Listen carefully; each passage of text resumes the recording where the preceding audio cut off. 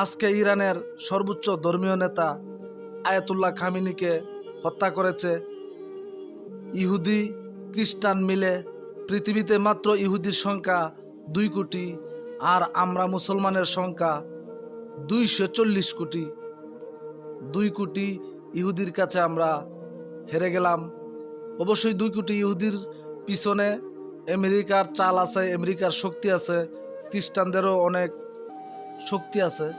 কিন্তু আমার একটা কথা, আমাদেরও তো 57টা মুসলমান রাষ্ট্র আছে, এর মধ্যে 56টাই আমার মনে হয় আমেরিকার গোলাম।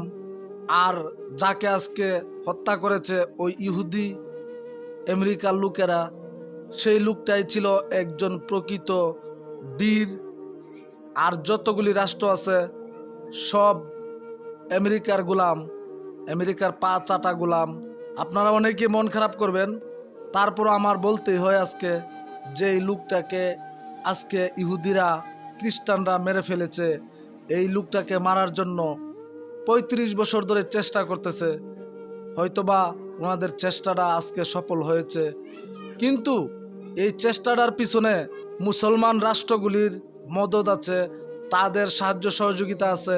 যেমন জর্ডান, সৌদি আরব, দুবাই, কাতার, বাহরাইন, এরকম রাষ্ট্রগুলি আছে। প্রত্যেকটা রাষ্ট্রের মধ্যে আমেরিকার ঘাঁটি আছে, তারা ওই ঘাঁটি থেকে আক্রমণ করছে। আপনারা অনেকেই জানেন। আমার হিসেবে এই মুসলিম রাষ্ট্রের প্রধানগুলি এইগুলি গোলাম, আমেরিকার গোলাম। এই গোলামের বাচ্চারা সারা জীবন শুধু গোলামি করবে আর পা চেটে যাবে। আর যেই লোকটা বীর ছিল, মুসলমানের বীর, সে আজকে দুনিয়া ছেড়ে চলে গেছে। এই ইহুদিদের কাছে, এই খ্রিস্টানদের কাছে তার জীবনটা ধ্বংস। উনি একজন বীর শহীদ, এটা মুখের কথা না, শহীদ হইতে হইলে কাজে কর্মে হয়ে দেখাইতে হয়।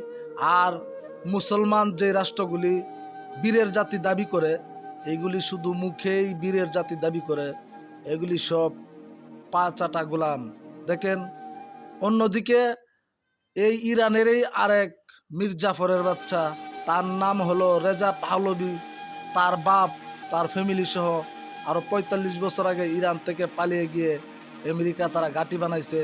সে আয়াতুল্লাহ খামিনির মৃত্যুতে সে সমর্থন জানাইতেছে, এমনকি আমেরিকাকে ধন্যবাদ দিতেছে, ট্রাম্পকে ধন্যবাদ দিতেছে।